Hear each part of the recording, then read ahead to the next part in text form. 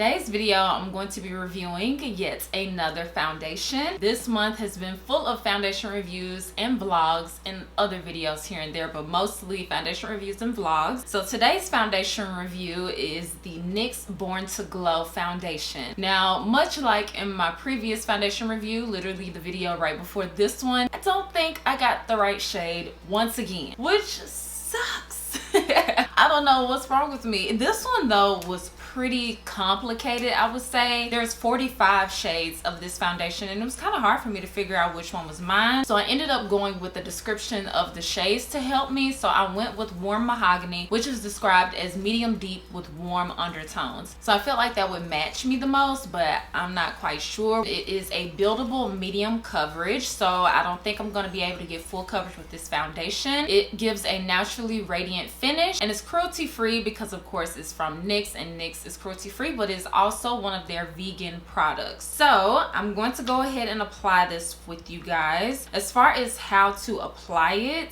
it doesn't say, so I'm just gonna go with a brush because that's how I like to apply my foundations anyway. But if a foundation says it works better with a sponge, sometimes I try to do that to get the best version of the foundation. So it has another squeezy tube, which you guys know, and I'm going to, oh wait, first I need to prime half my face. So one of my faves is the Milk Makeup Hydro Grip Primer, so I'm gonna use that on half my face. So you kind of want to wait till this primer dries down a touch. I'm gonna go ahead and apply, whoa, it just kind of exploded.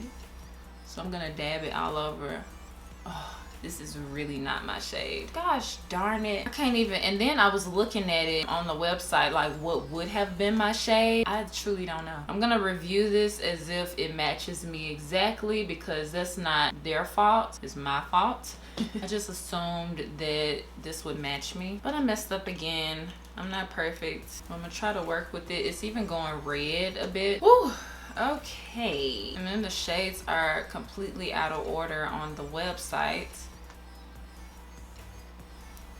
Yeah, I completely messed this up. So I don't even think this foundation is in store yet. So I was thinking about maybe I should cancel this for now and try to go get my regular shade. I don't know, it just looks so red and I gotta go places.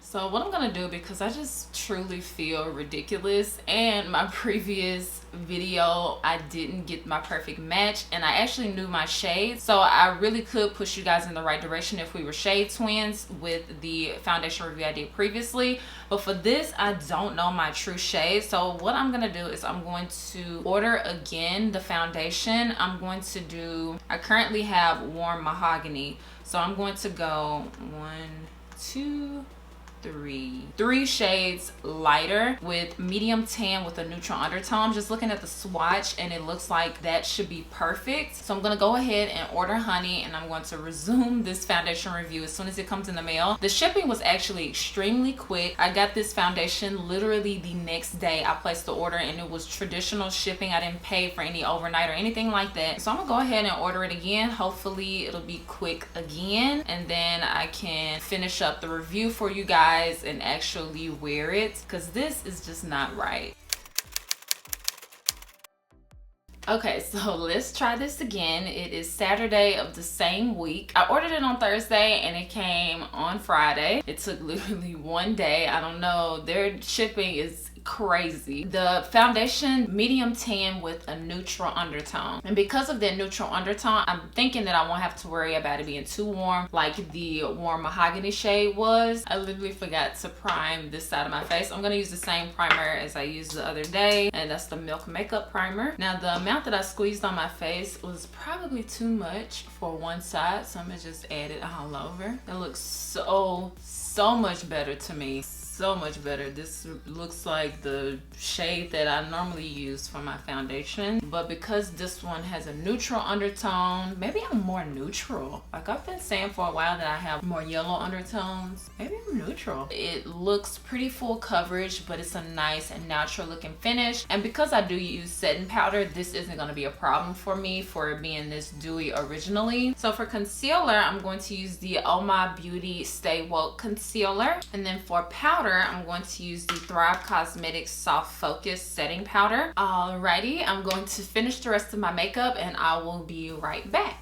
Alright guys, so I just finished the rest of my makeup and it is 12:54, so I would just say 1 o'clock. So at this point in the day, I think the foundation looks super flawless. My skin looks smooth, airbrushed. My forehead is really smooth. So the high temperature today is 93. It's currently 90 degrees and it is supposed to rain at some points of the day, so my hair will definitely be different by the end of this review. Also, I wanted to point out that my smile lines are already creased. You guys can definitely see that already. They are creased on both sides. If you have smile lines, you definitely want to keep that in mind with this foundation. So I'm going to take you guys along today and just show you guys how the foundation wears throughout the day. Hey guys, so it is 5 o'clock p.m. This is how the foundation is looking. My smile lines are creased pretty bad. I would say they're creased on pretty much both sides, but I would say that this side is a lot worse. Other than that, the foundation is wearing pretty good. I'm assuming if it was like 70 degrees, it would be a lot better, but it is 93 degrees out here. It is super hot, so it's worn pretty good so far. As far as I'm not super oily in my T-zone area, I'm really just mostly sweaty on my nose because it is hot out here, but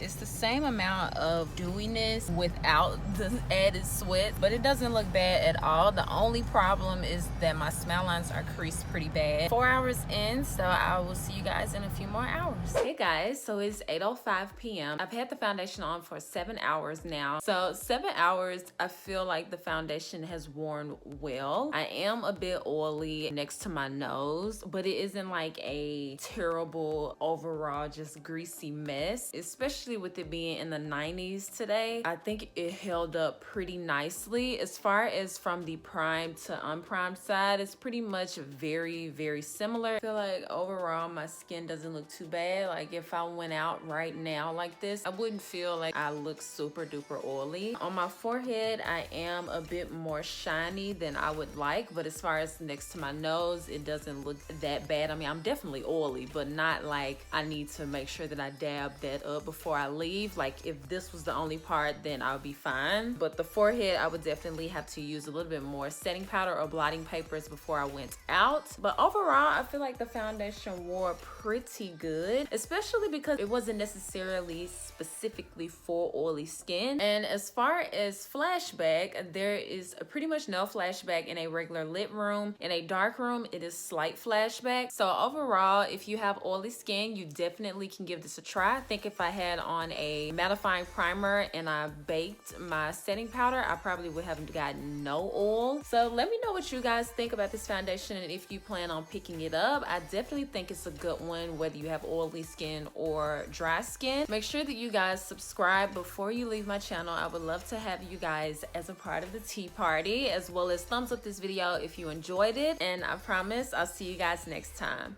Bye guys.